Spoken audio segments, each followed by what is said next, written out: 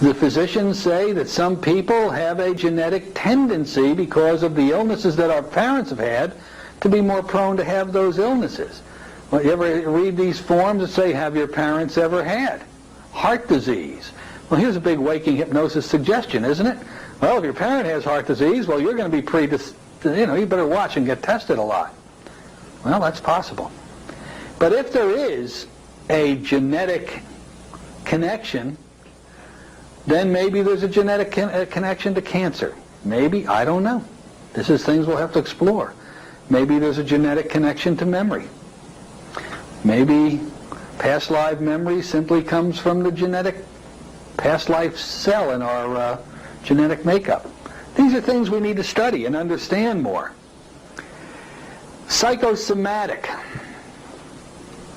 Psychosomatic. Could cancer possibly in any way be a psychosomatic illness? Well, if you nod in your head yes, you're going to have a lot of people out there who are going to call you some very strange names. But they always do that to people that are out in the forefront. So that's okay. Psycho means mind. Soma means body. The thought process of the mind creates a physical manifestation in the physical body. Well, there's many, many diseases or problems we can have that are diagnosed as psychosomatic. So I think as we go moving down into the future, we will discover as we learn more and more, many things might be psychosomatic. And again, I want to start this class off by saying, for the record, you should never work for somebody with a cancer problem or any medical problem unless you're working under the direct referral of a qualified medical practitioner who is licensed. Okay. So the causes, possibly psychosomatic. Many times that might be the probable causes, we'll see. How about waking hypnotic suggestions by you to you, rather than from somebody else toward you? Could that be a possibility? Remember the mental law we teach in class, gang. Remember the primary one. What the mind expects to happen tends to be realized, doesn't it? Well, you know, it was very interesting. My father had a heart attack when he was 49 years old. My brother used to tell me, when you're 49, you're going to have a heart attack. My doctor up there in New Jersey at that time, Dr. Jacobs, said, Jerry, you better watch yourself about 49. That's the real dangerous age for having heart attacks. And I didn't let him down either. That was the age when it happened, you see. And that might have been all waking, well, I'm sure that was waking hypnotic suggestion in that case to a large degree, possibly to me. But what was I saying to myself as I kept getting closer to 49? And I can remember saying it. Geez, I wonder if I'm going to have a heart attack when I'm 49. Geez, maybe I'm going to have a heart attack when I'm 49. Gee, I'll be disappointed now if I don't have a heart attack at 49. What are our standard cancer treatments that are available to us today as if we were doctors or anybody else? Surgery, there's the good one, huh? Cut it out. Cut it out. Louise Hay, I don't know if any of you ever studied Louise Hay, but she had cancer. And she made the statement that, yeah, many times you can cut it out. But if you don't cut out the reason why it happened, you're really just delaying the inevitable. And I believe that's true. I really, truly do. So you can cut it out, or you can, nowadays there's a better way to do it. In some cases you can laser it out. That's better. You can do radiation therapy, can't you? Chemo, suppositories now, radiation suppositories. That's an interesting concept. And diet, vitamins, these type of therapies are coming online. That's pretty much the way we've handled dealing with cancer medically throughout history at this point.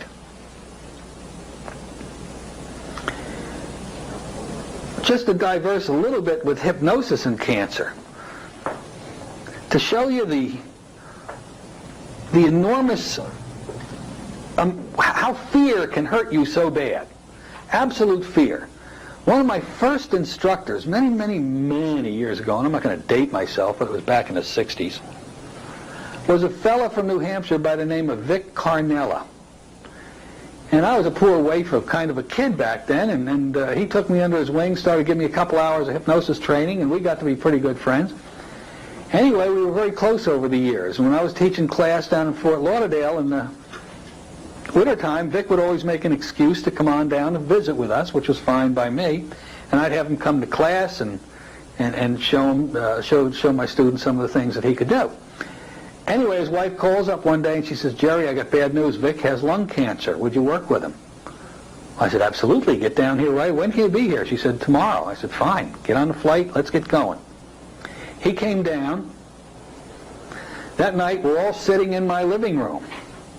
We just had a little dinner. And it's the four of us, my wife and his wife and him and me. And they're all kind of looking at me like, when are you going to do something?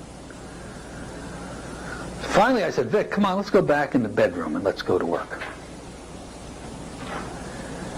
And I've had quite a bit of experience, by the way, with dealing with lung cancer victims.